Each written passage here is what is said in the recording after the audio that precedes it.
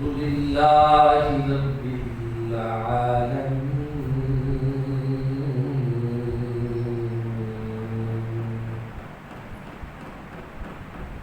والعاقبة للمتقين والصلاة والسلام على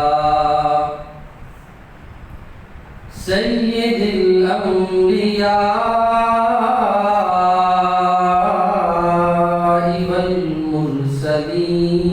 والمرسلين أما بعد فأعوذ بالله من الشيطان الرجيم بسم الله الرحمن الرحيم يا أيها الذين آمنوا قوا أنفسكم أهليكم نارا صدق الله مولانا العظيم وبلغنا رسوله النبي الكريم الأمين إن الله وملائكته يصلون على النبي يا أيها الذين آمنوا صلوا عليه وسلموا تسليما الصلاة والسلام عليك يا سيدي يا رسول الله وعلى آلك وأصحابك يا حبيب الله الصلاة والسلام عليك يا خاتم الأنبياء والمرسلين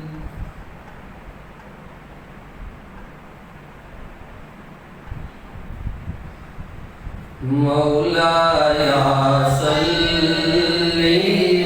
وسلم دائما أبدا على حبيبك خير الخلق كلهم مولاي صل وسلم دائما أبدا على حبيبك خير الخلق كلهم هو الحبيب الذي ترجى شفاعته والحبيب الذي ترجى شفاعته لكل قول من الأهوال مقتحم مولاي صل وسلم دائما أبدا على حبيبك خير الخلق كلهم يا ربي بالمصطفى بلغ مقاصدنا يا ربي بالمصطفى بلغ مقاصدنا يا ربي بالمصطفى بلغ مقاصدنا واغفر لنا ما مضى يا واسع الكرم مولاي صل وسلم دائما أبدا على حبيبك خير محمد سید الکونین والثقلین محمد سید الکونین والثقلین محمد سید الکونین والثقلین والفریقین من عرب ومن عجم مولاي صل وسلم دائما أبدا على حبيبك خير الخلق كلهم وأحسن منك لم ترقت عيني وأجمل منك لم تلد النساء خلقت مبرأ من كل عيب كأنك قد خلقت كما تشاء يا صاحب الجمال ويا سيد البشر من وجهك المنير لقد رفي القمر لا يمكن الثناء كما كان حقه بعد خدا بزرگی کی مختصر. اللہ تعالیٰ کی حمد و ثنا کے بعد حضور نبی محتشم آقا نامدار حبیب کردگار جان رحمت احمد مصطفیٰ جناب حضرت محمد مصطفیٰ صلی اللہ علیہ وآلہ وسلم کی بارگاہ بکس پناہ میں ہدیت السلام کے بعد آج جمعۃ المبارک کی ان سعادت مند گھڑیوں کے اندر اور ان بابرکت لمحات کے اندر کشائی کے لیے میں نے جس موضوع کو چنا ہے وہ ہے صدیق اکبر خلیفہ اول اور ان کے بعد دوسرے خلیفہ میری مراد حضرت عمر فاروق رضی اللہ تعالیٰ. حضور صلی اللہ علیہ وآلہ وسلم کے یہ پیارے صحابی حضرت عمر فاروق رضی اللہ تعالیٰ کا ایک اپنا الگ ہی مقام ہے. آپ پر جو حملہ کیا گیا وہ اسی اسلامی ماہ کی 26 تاریخ کو آپ پر وار کیا گیا اور انہی زخموں کی تاب نہ لاتے ہوئے یکم محرم الحرام کو حضرت عمر فاروق رضی اللہ تعالیٰ اس جہان فانی سے رخصت ہو جاتے ہیں. حضرت عمر فاروق رضی اللہ تعالیٰ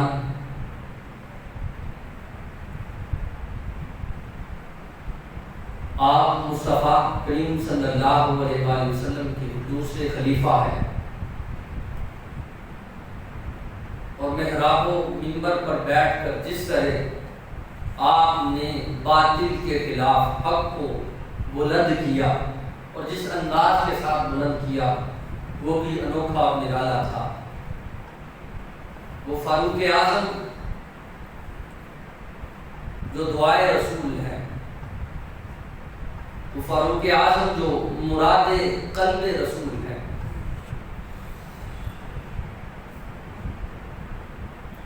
یعنی مراد قلب رسول سے مراد یہ ہے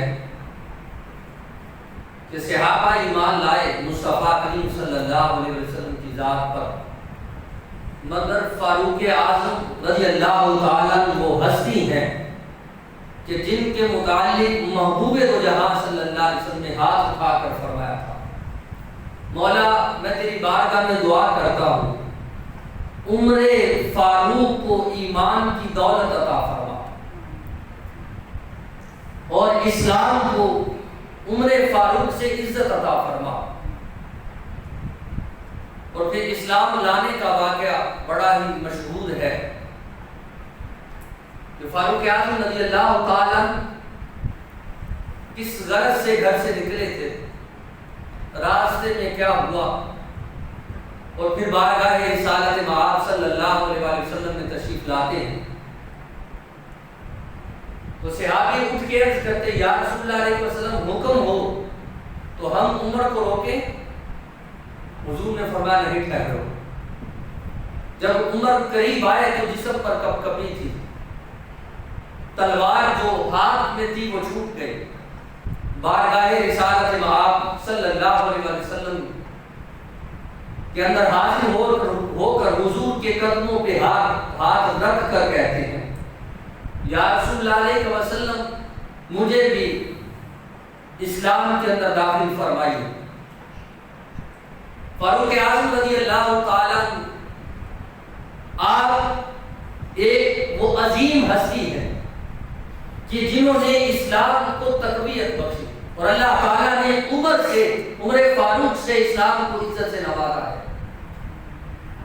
آپ کے اسلام لانے سے قبل مسلمان چھپ کر عبادت کیا کرتے تھے، کبھی صحابی کے گھر میں چھپ کر عبادت ہوتی، کبھی پہاڑیوں کے اندر چھپ چھپ کر عبادت ہوتی، مگر جس دن فاروق اعظم رضی اللہ تعالیٰ اسلام لیا تو اس دن حضور صلی اللہ علیہ وسلم کی بارگاہ میں فاروق اعظم رضی اللہ عنہ نے عرض کی یا رسول اللہ علیہ وسلم کیا ہم سچے نہیں ہیں؟ کیا اسلام سچا نہیں ہے؟ کیا خدا سچا نہیں ہے جس پر ہم ایمان لائے؟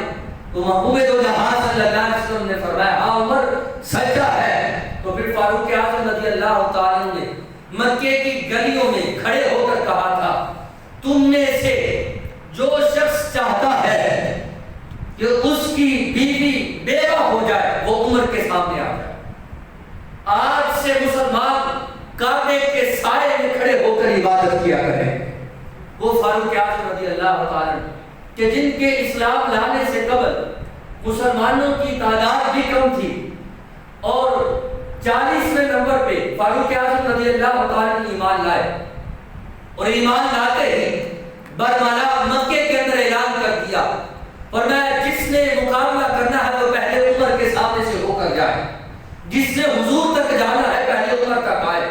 عمر تلوار لہرائے لوگوں کو کہہ رہے تھے، اور ابو جہل کو بھی صدا بلند کر کے کہہ رہے تھے تم کہتے تھے ایمان کون لائے گا، ہم اسے نہیں چھوڑیں گے، اگر ہمت ہے تو عمر کا مقابلہ کرو۔ عمر اعلان کرتا ہے کہ آج میں نے محمد عربی کا کلمہ پڑھ لیا ہے۔ فاروق اعظم رضی اللہ تعالیٰ جیسی ہستی کہ جن کے متعلق محبوب دو جہاں صلی اللہ علیہ وسلم ایک خواب بیان کرتے ہیں۔ خواب کیا تھا؟ محبوب دو جہاں صلی اللہ علیہ وسلم نے حضرت فاروق اعظم رضی اللہ تعالیٰ کو مخاطب کر کے کہا عمر میں نے رات کو ایک خواب دیکھا، اور میں نے بہت سے لوگوں کو دیکھا کہ جن کی قمیضیں کچھ کی ناف تک، کچھ کی گھٹنوں تک، اور کچھ کی ٹخنوں تک، مگر اے عمر میں نے خواب کے اندر دیکھا ہے کہ آپ نے جو قمیض پہن رکھا تھا اس کی لمبائی پاؤں تک تھی، اس کی لمبائی پاؤں تک تھی، کہ کوئی گھٹنوں تک ہے تو کوئی ٹخنوں تک خود کو قمیض کے اندر لپیٹے ہوئے ہے، مگر عمر جو تم نے قمیض پہن رکھا تھا اس کی لمبائی پاؤں تک تھی کہ پاؤں بھی اس کے اندر چھپے ہوئے تھے۔ فاروق اعظم رضی اللہ تعالیٰ نے عرض کی یا رسول اللہ علیہ وسلم بعض جگہوں پہ ایسا ہوتا ہے خواب کسی کو آتا ہے، تعبیر کوئی بتاتا ہے، یا رسول اللہ علیہ وسلم خواب بھی آپ نے دیکھا ہے، تعبیر بھی آپ بتائیے گا، تعبیر بھی آپ بتائیے گا، اس کی تعبیر کیا ہے؟ محبوب دو جہاں صلی اللہ علیہ وسلم نے فاروق اعظم رضی اللہ عنہ کو مخاطب کر کے کہا اس کا مطلب یہ ہے کہ کچھ لوگ ہیں جو ناف تک دین کے اندر چھپے ہوئے ہیں، کچھ لوگ ہیں جن کا دین ٹخنوں تک ہے، کچھ لوگ ہیں جن کا دین گھٹنوں تک ہے، مگر عمر تو سر کے بالوں سے لے کر پاؤں کے ناخنوں تک سارے کا سارا تو دین کے اندر لپٹا ہوا ہے، وہ سارے کا سارا دین کے اندر لپٹا ہوا ہے۔ عمر فاروق رضی اللہ تعالی آپ کا مقام اور آپ کی شان کس قدر بیان کی گئی جب یہ قرآن مجید کی آیت مبارکہ کا نزول ہوا قوا انفسکم اہلیکم نار، اے ایمان والو آگ سے بچو، دوزخ کی آگ سے، اہلیکم اور اپنے اہل العیال کو، یعنی اپنے گھر والوں کو آگ سے بچاؤ، خود بھی بچو اور خاندان کے افراد کو بھی بچاؤ، گھر والوں کو بھی بچاؤ۔ فاروق اعظم رضی اللہ عنہ کی ہستی وہ ہستی ہے کہ جن کا حساب اور احتساب فقط عوام تک محدود نہیں تھا، بلکہ فاروق اعظم رضی اللہ تعالیٰ عنہ وہ شخصیت ہے کہ جتنا بڑا حساب آپ لوگوں کا لیا کرتے تھے اس سے بڑھ کر اپنے گھر والوں کا لیا کرتے تھے۔ آج کا موضوع یہی ہے، ہم میں سے بہت سے لوگ ہیں کہ جو لوگوں کا تو حساب لیتے ہیں مگر اپنے گھر والوں کا حساب نہیں کرتے، گھر والوں کو نیکی کی دعوت نہیں دیتے۔ بارگاہ رسالت مآب نے عرض کیا رسول اللہ علیہ وسلم اس آیت کا مفہوم سمجھائیے، قوا انفسکم اہلیکم نارا، خود بھی بچو گھر والوں کو بھی بچاؤ۔ محبوب دو جہاں صلی اللہ علیہ وسلم نے فرمایا عمر اس کا مطلب یہ ہے کہ جو اللہ تعالیٰ کا حکم ہے اس کو خود پر بھی نافذ کرو، اپنے گھر والوں پر بھی نافذ کرو، یعنی اس کا نفاذ خود پر بھی کرو، اپنے گھر والوں پر بھی کرو، یعنی کہ جو حکم اللہ تعالیٰ کا آ چکا ہے خود بھی اس پر عمل کرو، جو رسول اللہ صلی اللہ علیہ وسلم کا حکم ہے خود بھی اس پر عمل کرو، اللہ اور اس کے رسول کے حکم پر عمل کرنے کا حکم اپنے گھر والوں کو بھی دو۔ اور ہمارے محلوں کے اندر کیا ہوتا، اپنا بیٹا جو مرضی کرے بھی بچہ، اور ہمسایوں کا بچہ کوئی غلطی کرے تو کہتے ہیں یہ بڑا بدتمیز ہے، اپنا بچہ غلطی کرے کوئی نہیں ابھی بچہ ہے سدھر جائے، کوئی اور کرے تو پھر ہم کہتے ہیں یہ بڑا بدتمیز ہے، یہ فلاں ہے، یہ ایسا، یہ فلاں۔ ہمارے محلے کے اندر، شہر کے اندر نگر نگر گلی گلی نہیں ہے، ہم لوگوں کا حساب کرتے ہیں مگر اپنا حساب نہیں کرتے۔ اور اگر ایک ٹائر پر گاڑی چلا کر بچہ گھر آیا تو پھر وہ والد کہہ رہا ہوتا ہے کوئی نہیں ابھی بچہ ہے سدھر جائے، کب سدھرے گا؟ مجھے تو یوں لگتا ہے جو والد اس طرح کے جملے کہتا ہے اسے خود سدھرنے کی ضرورت ہے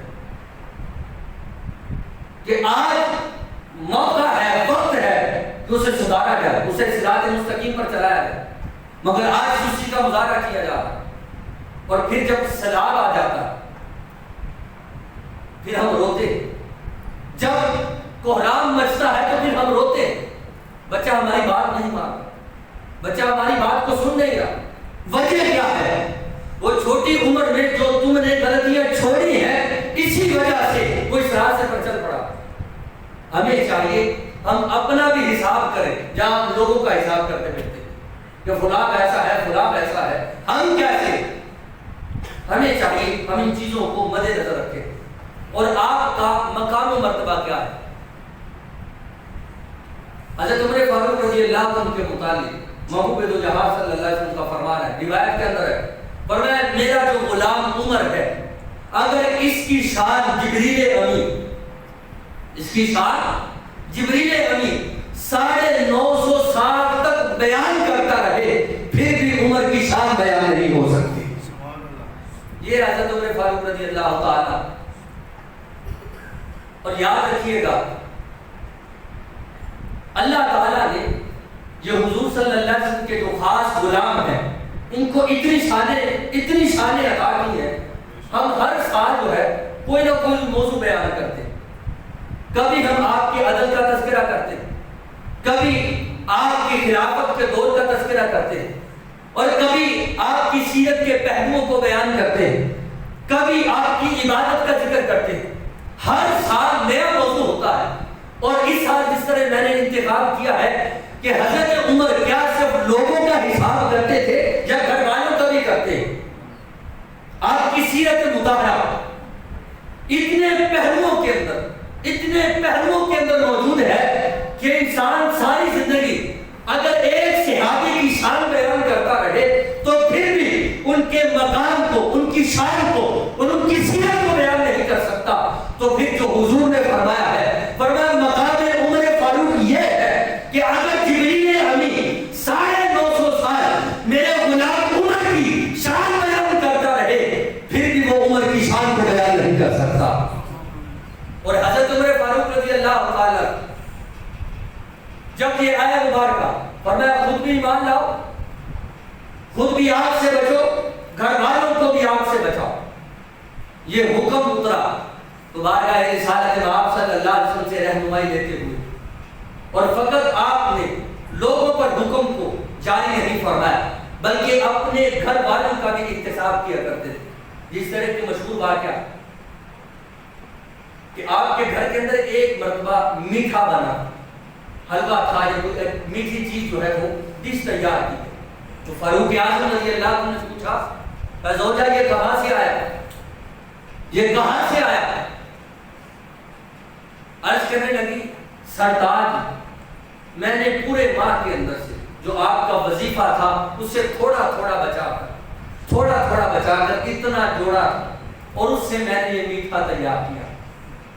امیر المومنین حضرت عمر فاروق رضی اللہ تعالیٰ عنہ اسی وقت جو خزانوں کے اوپر مامور شخص تھا، خزانے کے اوپر، اسے بلایا اور کہا اتنا وظیفہ جو ہے وہ میرا زیادہ ہے، یہ میری ضرورت سے زیادہ ہے، لہذا آگے والا جو مجھے وظیفہ دیا گیا اتنا کم کر کے پھر مجھے دیا جائے۔ یہ فاروق اعظم رضی اللہ تعالیٰ۔ ہمارے گھروں میں کیا آتا ہے، کیا پکتا ہے، کیا بنتا ہے، ہم نے کبھی پوچھا ہے اس کا؟ قیامت کے دن مجھے اور آپ کو گھر کے اندر ہر آنے والی چیز کا حساب دینا پڑے گا۔ قوا انفسکم اہلیکم نارا، خود بھی بچو اور گھر والوں کو بھی بچاؤ۔ فاروق اعظم رضی اللہ تعالیٰ جب آپ سلطنت پر قائم تھے تو آپ نے باہر والوں کا بھی حساب کیا، جس طرح کے جب آپ امیر المومنین تھے، آپ کی خلافت کے دور کے اندر ایک شخص تھا جو بڑے اچھے اور مہنگے کپڑے پہننے لگا، آپ نے اسے گورنر مقرر کیا تھا۔ آپ کی شرائط میں سے ایک شرط یہ بھی ہوتی تھی، آپ فرمایا کرتے تھے مہنگا اور اچھے سے اچھا کپڑا نہیں پہننا، سادہ لباس ہونا چاہیے، یا آپ کی شرائط کے اندر شامل ہوتا تھا۔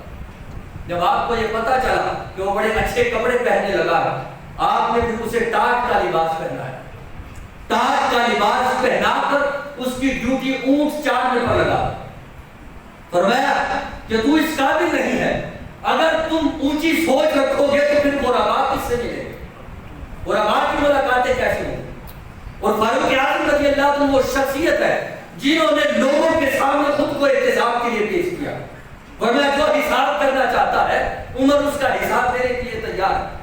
جب منبر پر ایک شخص نے سوال کیا تھا اور اس صحابی کا نام ابو ذر غفاری رضی اللہ تعالیٰ عنہ تھا، جنہوں نے پوچھا تھا بتاؤ یہ کیسے معاملات ہوئے، یہ کہاں سے آیا، تو عمر فاروق رضی اللہ تعالیٰ عنہ نے خود جواب بھی دیا اور بعد میں یہ فرمایا ابو ذر غفاری جب تک تم جیسے صحابی موجود ہے عمر کبھی ہلاک نہیں ہو سکتا، عمر کبھی ہلاک نہیں ہو سکتا۔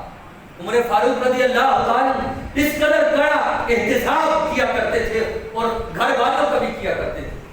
حضرت عمر فاروق رضی اللہ تعالیٰ کی زوجہ شاہ ایران کی بیوی، اس کا ایک وفد آیا جن کے اندر کنیزیں تھے، شاہ ایران کی زوجہ نے اس کنیز سے کہا کہ تم عمر فاروق کی زوجہ سے مل کے آؤ کہ ان کی اہلیہ کیسی ہے۔ ہر کسی کی تمنا ہوتی ہے میں فلاں کے باپ کو ملوں، میں فلاں شخصیت کے فلاں جو رشتے دار ہیں ان سے ملاقات ہو۔ جس طرح کے آج ہے، اگر قائد محمد علی جناح ہے، ان کے گھر کے خاندان کے افراد ہیں تو ہم ان کے ساتھ ملنا جو ہے وہ اچھا نسبت والا سمجھتے ہیں۔ جس طرح کے اولیاء کرام ہیں، ان کی نسلوں کا، ان کے خاندان کا بھی احترام کرتے ہیں، کیوں کہ یہ ان کی نسل ہے، اور اگر سید بادشاہ ہو تو ہم اس کا بھی حیا کرتے ہیں۔ حضور تو 1400 سال پہلے اس دنیا سے وصال کر گئے، مگر آج بھی ہم سید کا احترام کیوں کرتے ہیں؟ کیونکہ یہ نسبت رکھتا ہے۔ تو شاہ ایران کی بیوی نے کنیزوں سے کہا کہ تم نے آتے ہوئے تم جا رہے ہو تو آتے ہوئے عمر فاروق کی اہلیہ سے مل کے آنا، مجھے بتانا وہ کیسی ہے۔ تو کنیزوں نے اجازت دی اور آپ کی اہلیہ سے ملاقات کی۔ امیر المومنین حضرت عمر فاروق رضی اللہ عنہ کی زوجہ جب کنیزوں نے آ کر بتایا کہ شاہ ایران کی بیوی نے ملنے کے لیے ہمیں خود کہا تھا کہ آپ نے مل کے آنا اور مجھے بتانا ہے وہ کیسی ہے، جو عمر کی زوجہ ہوگی وہ کیسی ہوگی، وہ کیسی ہوگی، وہ کس شان کی مالکہ ہوگی۔ اب جب ملاقات ہوئی تو فاروق اعظم رضی اللہ عنہ کی زوجہ نے ایک خوشبو اور ایک جوڑا کپڑوں کا ان کنیزوں کے سپرد کیا، کہا اگر اس کے دل میں اتنی مجھ سے ملنے کی محبت ہے تو پھر میں محبت کو بڑھانا چاہتی ہوں، یہ میری طرف سے تحفہ ہے، یہ شاہ ایران کی بیوی کو جا کے میری طرف سے تحفہ دے دینا۔ کنیزوں نے تحفہ دیا، تحفہ وہاں پہنچا، جب وہاں پہنچا تو وہ بڑی خوش، شاہ ایران کی بیوی نے خوشی خوشی میں کہا وہ اس قدر محبت والی ہے تو پھر میری طرف سے بھی کچھ تحفے۔ اس نے کچھ اچھی چیزیں اور مہنگی چیزیں جو ہے وہ حضرت عمر فاروق رضی اللہ عنہ کی اہلیہ کو تحفے کے طور پر دی۔ فاروق اعظم رضی اللہ عنہ تک جب یہ تحفے پہنچے تو پھر سارا معاملہ بتایا کہ انہوں نے بھی تحفہ بھیجا تھا، تو اب شاہ ایران کی اہلیہ نے آپ کی زوجہ کے لیے تحفہ بھیجا۔ فاروق اعظم رضی اللہ تعالیٰ آپ نے وہ تحفے لیے اٹھائے اور گھر میں آئے، اور گھر میں آ کر کہنے لگے یہ معاملہ کب سے چلا کہ تم تحفے تحائف دینے اور لینے لگے؟ تو عرض کی اے میرے سرکار تحفہ دینا تو سنت ہے، تحفہ دینا تو سنت ہے، اس سے محبت بڑھتی ہے، تو میں نے تو تحفہ دے دیا۔ تو فاروق اعظم رضی اللہ عنہ نے فرمایا ٹھیک ہے مگر سنو مجھے اور تمہیں کوئی نہیں جانتا، میرا اور تمہارا تعلق فقط ایک ہے، وہ محمد مصطفیٰ صلی اللہ علیہ وسلم کی نسبت سے ہے، وہ حضور کی نسبت سے ہے۔ تم مجھے بتاؤ وہ جو تم نے خود سے تحفہ بھیجا تھا وہ کتنے کا تھا، اس کی قیمت کیا تھی؟ آپ کے اہلیہ نے فرمایا 3 دینار اس کی قیمت تھی جو میں نے تحفہ شاہ ایران کی اہلیہ کو بھیجا۔ تو فاروق اعظم رضی اللہ عنہ نے وہ جو تحفے آئے تھے شاہ ایران کی طرف سے ان کو بازار میں بیچا، بیچ کر 3 دینار اپنی بیوی کو دی، اور پھر اسے کہا کہ مجھے اور تمہیں کون جانتا ہے، فقط ایک ہی ہماری پہچان ہے کہ تم امیر المومنین کی بیوی ہو، تم امیر المومنین کی زوجہ ہو، اس تعلق کی وجہ سے یہ تحفہ آیا ہے، تم نے 3 دینار کا تحفہ بھیجا تھا، یہ 3 دینار مجھ سے لو، اور یہ جو تحفہ ہے یہ اپنی طرف سے جو مال خزانہ ہے اس کے اندر جمع کروا دو، اس کے اندر جمع کروا دو۔ تو وہ مسکرانے لگی، مسکرا کر کہنے لگی اجازت کیسی، آپ نے کہہ دیا تو بس ہو گیا۔ تو عمر فاروق رضی اللہ عنہ نے فرمایا پھر بھی تحفہ تمہیں آیا ہے تو لہذا اب تم مجھے اجازت دو۔ پھر اجازت دی، سارے کا سارا مال وہ جو تھا وہ آپ نے مال خزانہ کے اندر جمع کروا دیا۔ یہ گھر والوں کے ساتھ حضرت عمر فاروق رضی اللہ عنہ کا حساب کا ایک واقعہ۔ ہمارے ہاں کیا ہوتا ہے، آج جائیدادیں جو ہے وہ ملک سے باہر ہے، کس وجہ سے؟ اس ملک کی وجہ سے کہ اس ملک کے اندر کوئی وزیر ہے، کوئی صدر ہے، تو ہم نام کما رہے ہیں کہ ہم مسلمانوں کے ملک کے اندر رہتے ہوئے فاروق اعظم رضی اللہ عنہ کی سیرت کو نہ سمجھ سکے کہ فقط باہر جائیدادیں اور یہ کاروبار کیوں ہے، فقط اسی وجہ سے ہے کہ اس ملک کے اندر صدور ہے، یہ وزراء ہے۔ ہم نے ملک کے نام پر پیسہ کمایا، ہم نے نام استعمال کر کے باہر اپنے جائیدادیں بنائی اور باہر سے ملنے والے تحفے اپنی ملکیت کے اندر رکھے۔ حضرت عمر فاروق رضی اللہ عنہ کی شخصیت کو دیکھو کہ فاروق اعظم رضی اللہ عنہ کو تحفے کے بدلے تحفہ بھی آتا ہے تو فقط اس کی قیمت اپنی بیوی کو دے کر کہتے ہیں یہ جو تحفہ ملا ہے بیماری خزانہ میں جمع کروا دو، یہ مسلمانوں کے لیے، اس لیے کہ ہم مومنین کے امیر ہیں، ہم مسلمانوں کے خلیفہ ہیں، ہم ان کے خادم ہیں، اسی وجہ سے یہ مہنگا تحفہ تمہیں آیا۔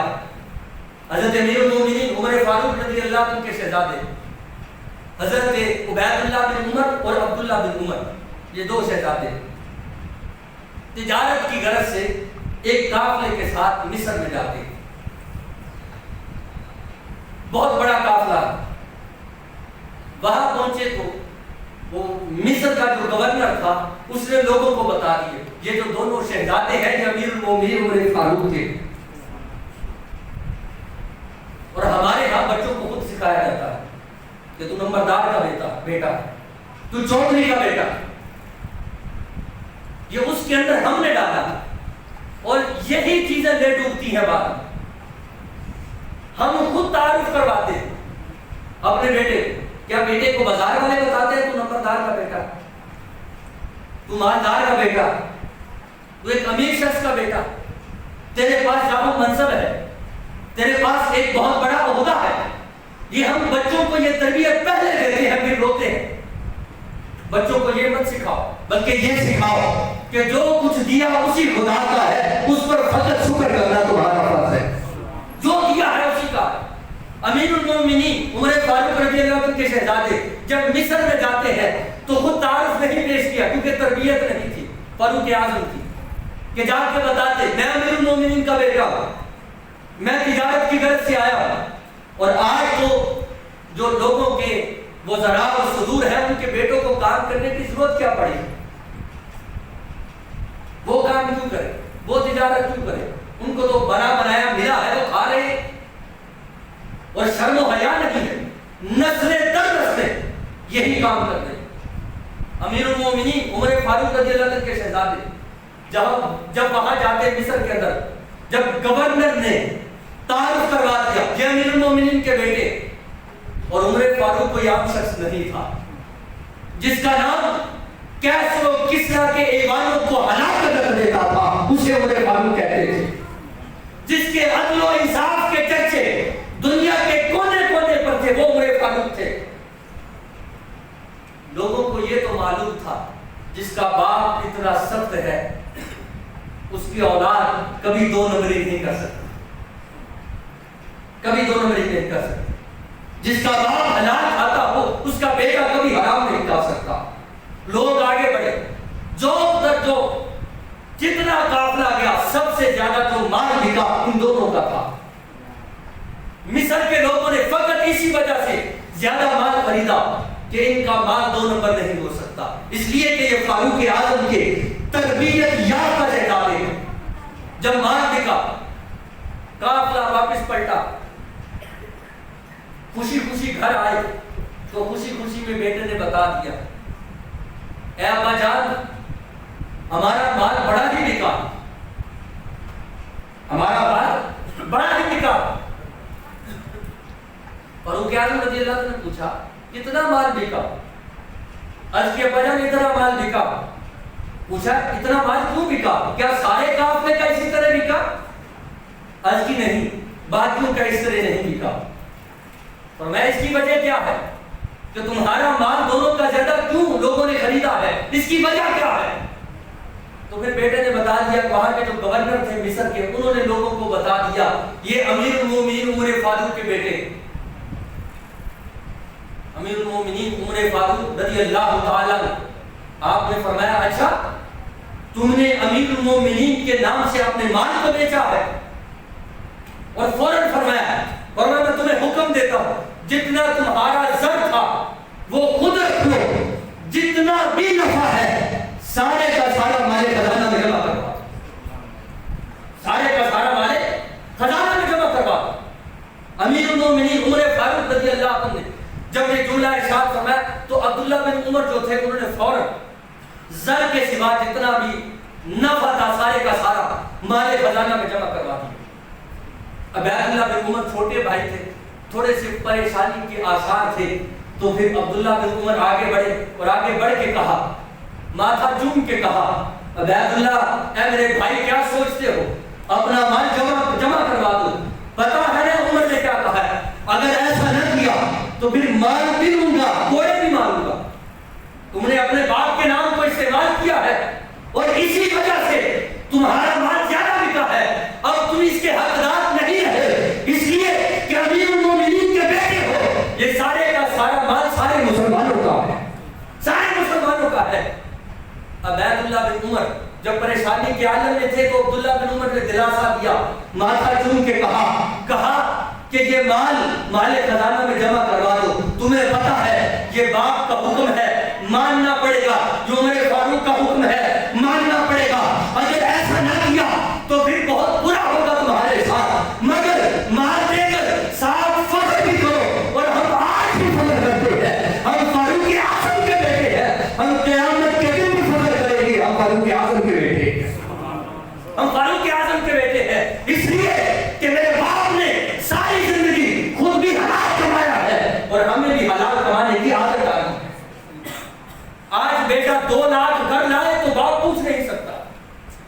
کبھی کسی نے پوچھا یہ مال کہاں سے آیا، یہ کھا کہاں سے رہا ہے؟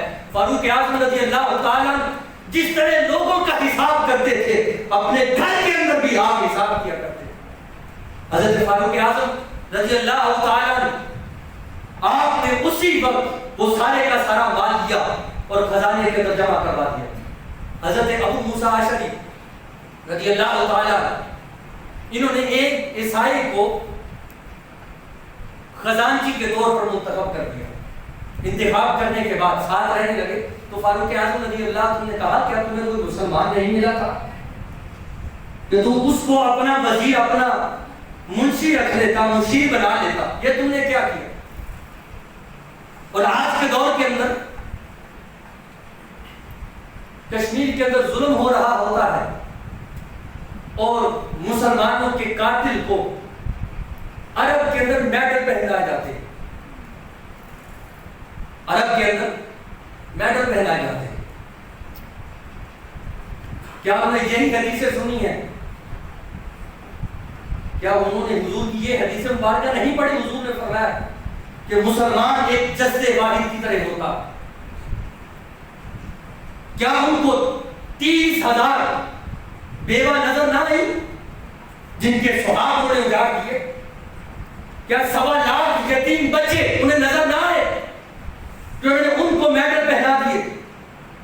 اور عرب کے اندر رہنے والے لوگ، میں تو یوں کہوں گا ہم تو عرب کو عرب شریف کہتے ہیں اس لیے کہ یہ میرے نبی کا علاقہ، مگر انہی لوگوں کے اندر رہنے والے کچھ لوگ جنہوں نے یہ عمل کیا اور مسلمانوں سے دوستی کا دم کرتے، اور کشمیر کے اندر ادھر ظلم ہوتا ہے اور ادھر میڈل پہنا جاتے ہیں۔ کوئی ٹرمپ پہناتا تو ہمیں دکھ نہ ہوتا، کوئی اور ملک والا غیر مسلم یہ عمل کرتا تو ہمیں دکھ نہ ہوتا۔ اور فراز نے ایک بہت ہی سخت جملہ کہا، اور وہ شعر کیا ہے؟ وہ کہتا ہے پڑھتا ہوں تو یہ کہتی ہے خالق کی کتاب، پڑھتا ہوں تو یہ کہتی ہے خالق کی کتاب، ہے مثل یہودی یہ سعودی بھی عذاب، ہے مثل یہودی یہ سعودی بھی عذاب، اس قوم کے بارے میں کیا لکھوں فراز، اس قوم کے بارے میں کیا لکھوں فراز، جو کعبے کی کمائی سے پیتے ہیں شراب۔ یہ عرب کے لوگ ہیں، ان کو مزارات مسمار کرنے کے سوا کچھ اور نظر نہیں آتا۔ جب حضور کے گنبد کی طرف کوئی رخ کرتا ہے تو شرک اور بدعت کے فتوے لگاتے ہیں کہ انہیں کشمیر کے اندر پستے ہوئے مسلمان نظر نہیں آئے۔ امیر المومنین ایک یہودی کو اپنا منشی مقرر نہیں کرنے دیتے۔ ابو موسیٰ اشعری رحمۃ اللہ رضی اللہ عنہ کو فرماتے ہیں، فرمایا کہ تمہیں کوئی مسلمان نہیں ملا، اور وہاں کے مسلمان سوائے شرک و بدعت کے فتووں کے ان کو کچھ نظر نہیں آتا۔ حضور کے گنبد کی طرف کوئی رخ کرے تو یہ کہتے ہیں شرک ہے، بدعت ہے۔ کیا یہی دین ہے مزارات کو مسمار کر دیا جائے؟ کیا یہی دین ہے کہ کلمہ پڑھنے والوں کو مشرک بنا دیا جائے، بدعتی بنا دیا جائے؟ اور اقبال نے جو اسلام کا تصور پیش کیا وہ کیا ہے؟ وہ کہتے ہیں اپنی ملت پر قیاس اقوام مغرب سے نہ کر، کیونکہ خاص ہے ترتیب میں قوم رسول ہاشمی، خاص ہے ترتیب میں قوم رسول ہاشمی، اور بازو تیرا توحید کی قوت سے کبھی ہے، اسلام تیرا دیش ہے تو مستقبلی ہے، یہ ہے تعلق، یہ ہے رشتہ ہمارا، اسلام تیرا دیش ہے، اسلام تیرا دیش ہے تو مستقبلی ہے۔ عمر فاروق رضی اللہ عنہ کی سیرت کیا ہے؟ فاروق اعظم رضی اللہ عنہ کا تقویٰ کیا ہے کہ خود لوگوں کا بھی حساب کرتے ہیں اور اپنے گھر والوں کا بھی حساب کرتے ہیں۔ فاروق اعظم رضی اللہ عنہ کی سیرت کا ایک واقعہ تقوی کا بیان کر کے بات کو ختم کرتا ہوں۔ 62 سال عمر ہو چکی ہے، سفید بال چہرے پہ آ چکے ہیں۔ حضرت حذیفہ بن یمان یہ وہ صحابی ہے جن کو مصطفیٰ کریم صلی اللہ علیہ وسلم اپنے راز عطا فرمایا کرتے تھے۔ جس طرح ہم کوئی دوست بنا لیتے ہیں نا رازدان، کہ یہ میرا رازدان ہے، میرے راز اس کے پاس ہے، محبوب دو جہاں صلی اللہ علیہ وسلم نے ان کو راز عطا فرمائے، اور یہاں تک کہ منافقین کے ناموں کی لسٹ حضرت حذیفہ بن یمان کے پاس تھی۔ اور حضور کے وصال کے بعد جب کوئی جنازہ ہوتا تو صحابہ دیکھتے، جس جنازے میں حذیفہ بن یمان ہوتے وہی جنازہ پڑھا کرتے تھے۔ اگر شہر میں ہونے کے باوجود حذیفہ بن یمان کسی کا جنازہ نہ پڑھتے تو بہت سے صحابہ جنازہ نہیں پڑھا کرتے۔ فرماتے حذیفہ بن یمان نے جنازہ نہیں پڑھا، ہو سکتا ہے یہ شخص منافق ہے، جنازہ نہیں پڑھا کرتے تھے۔ حذیفہ بن یمان فرماتے ہیں وہ دن تھا، چند دنوں کے بعد عمر فاروق رضی اللہ عنہ اس دنیا کو چھوڑ گئے۔ رات کا پچھلا پہر تھا، حذیفہ بن یمان فرماتے ہیں گھر میں آرام کر رہا تھا، آدھی رات دروازے پر دستک ہوئی تو میں نے دروازہ کھولا تو فاروق اعظم رضی اللہ عنہ میرے دروازے پر کھڑے۔ تقوی کا عالم کیا؟ وہ شخص جو دنیا کا بھی احتساب کرتا ہے اور اپنے گھر والوں کا بھی حساب کرتا ہے، وہ فاروق اعظم حذیفہ بن یمان کے دروازے پر کھڑے۔ رات کا پچھلا پہر ہے، حذیفہ بن یمان کہنے لگے اے عمر آپ مجھے حکم دے دیں، میں خود آپ کے پاس آ جاتا۔ فاروق اعظم رضی اللہ عنہ نے فرمایا اگر سلطنت کا کوئی کام ہوتا تو پھر میں آپ کو بلا لیتا، مگر یہ میرا ذاتی کام ہے اس لیے میں خود چل کے آیا۔ حذیفہ بن یمان نے جب یہ سوال کیے تو فاروق اعظم نے کہا کیا اندر نہیں بلاؤ گے؟ حضرت حذیفہ بن یمان نے گھر کے اندر بلایا، گھر میں بلا کر جب چارپائی پہ بٹھایا، حذیفہ بن یمان چارپائی پہ بیٹھے ہوئے ہیں تو عمر فاروق رضی اللہ عنہ نے ایک سوال کیا، کہنے لگے اے حذیفہ میں آپ سے ایک سوال کرنا چاہتا ہوں، کیونکہ مصطفیٰ کریم صلی اللہ علیہ وسلم نے آپ کو راز عطا فرمائے ہیں، آپ کو علم ہے منافق کون شخص ہے، اب عمر اس دنیا سے جانے کے قریب ہے، میں آپ سے ایک سوال کرنا چاہتا ہوں، آپ میرے بھائی بھی ہیں، میں آیا بھی رات کے پچھلے پہر اسی لیے ہوں کہ کسی کو خبر نہ ہو، مجھے بتاؤ وہ جو مصطفیٰ کریم صلی اللہ علیہ وسلم نے منافقین کی تمہیں لسٹ دی ہے اس کے اندر کہیں عمر کا نام تو نہیں ہے؟ عمر کا نام تو نہیں ہے، وہ شخص جو امیر المومنین محراب و منبر جس کی عدالت سے آج بھی چمک رہے ہیں اور جس نے اسلام کے اندر اتنی فتوحات حاصل کی ہے کہ آج تک اکیلا شخص اتنی فتوحات نہیں حاصل کر سکا، وہ امیر المومنین تقوی کا یہ عالم ہے کہ حذیفہ بن یمان سے جا کے سوال کرتا ہے بتائے حذیفہ بن یمان وہ جو مصطفیٰ نے منافقین کی تمہیں لسٹ دی ہے عمر کا اس میں نام تو نہیں ہے؟ حذیفہ بن یمان کہتے ہیں جب عمر نے یہ سوال کیا میرے جسم پر کب کبھی تاریخ ہوئی، میں کانپتا ہوا روتا ہوا عمر فاروق کے قدموں میں بیٹھ گیا، ہاتھ جوڑ کر کہنے لگا اے عمر تم کیا کہہ رہے ہو، تم کیا کہہ رہے ہو، یہ تم کیا کہہ رہے ہو کہ تمہیں منافقین کی لسٹ میں شامل کیا گیا ہوگا؟ ہرگز ایسا نہیں، میں نے آج تک اور مصطفیٰ کریم صلی اللہ علیہ وسلم کی زندگی میں کبھی تمہارے بارے میں ایسا جملہ کبھی نہیں سنا تھا۔ اے عمر میں نے یہ تو سنا تھا مصطفیٰ نے فرمایا تھا اگر میرے بعد کوئی نبی ہوتا تو وہ عمر ہوتا، میرے بعد کوئی نبی ہوتا تو وہ عمر ہوتا، اور میں نے مصطفیٰ کی زبان سے یہ بھی سنا ہے کہ حضور نے فرمایا تھا عمر جس راستے سے گزر جاتا ہے عمر کے سائے سے شیطان بھاگ جاتا ہے، شیطان بھاگ جاتا ہے۔ اے عمر آپ کو اللہ تعالیٰ نے بڑا مقام عطا فرمایا ہے۔ فاروق اعظم رضی اللہ تعالیٰ عنہ خود بھی اپنا احتساب کیا کرتے تھے، اپنا حساب کیا کرتے تھے۔ امیر المومنین اسے کہتے ہیں، امیر المومنین اسے کہتے ہیں، ریاست مدینہ اسے کہتے ہیں کہ وہ کسی کا دیا ہوا تحفہ ہو وہ پھر بھی مال خزانہ کے اندر جمع کرواتے ہیں۔ وہ امیر المومنین وہ جو غیر ملک کے اندر سے تجارت کر کے بیت مال لاتے ہیں اس کا سارے کا سارا نفع اسی وجہ سے مال خزانہ میں جمع کروا دیتے ہیں، صرف اسی وجہ سے آج کے صدور آج کے وزراء اپنا نام استعمال کر کے باہر کے ملک کے اندر جائیدادیں بنا رہے ہیں، تحفے ملتے ہیں، اس کو حرام کر لیتے ہیں۔ میرا سوال ہے یہ کہاں کی ریاست مدینہ ہے؟ کیا یہ امیر المومنین عمر فاروق رضی اللہ عنہ کا سبق ہے کہ تم اپنا نام استعمال کر کے باہر اپنے کاروبار چمکا؟ عمر فاروق کے بیٹے باہر تجارت کر کے آتے ہیں، سارے کا سارا نفع مال خزانہ میں جمع کروا دیتے ہیں اور پاکستان کے نام پر باہر کے ملکوں سے قرض لے کر باہر جائیدادیں بنائی جا رہی ہیں۔ کیا یہ ریاست مدینہ ہے؟ کیا یہ مصطفیٰ کریم صلی اللہ علیہ وسلم کے غلاموں کا نافذ کیا ہوا نظام یہ ہے جس کے اندر اس قدر گندگی ہے، اس قدر گندگی ہے؟ کہ نام استعمال کیا جا رہا ہے اور عہدوں کو استعمال کیا جا رہا ہے اور تحائف کو ضبط کیا جا رہا ہے. امیر المومنین عمر فاروق رضی اللہ عنہ کی سیرت کو پڑھو, تمہیں پتہ چلے امیر المومنین کی شخصیت کا نام تھا. ریاست مدینہ کسے کہتے ہیں؟ مدینے کے اندر جو نظام قائم کیا گیا تھا وہ کیسا تھا؟ نہ بیٹوں نے استعمال کیا, نہ باپ نے نام استعمال کیا. مگر آج عجیب سا ایک معاملہ چلا ہوا ہے. ایک حکومت آتی ہے میں نے قرضہ لیا ہے, اور دوسری حکومت آتی کہتی ہے مجھے پیکج ملا. پہلی حکومت قرضہ لیا ہے اور دوسری حکومت نے نام بدل دیا, پیکج ملا. سارے ایک ہی لائن کے اندر لگے ہوئے ہیں.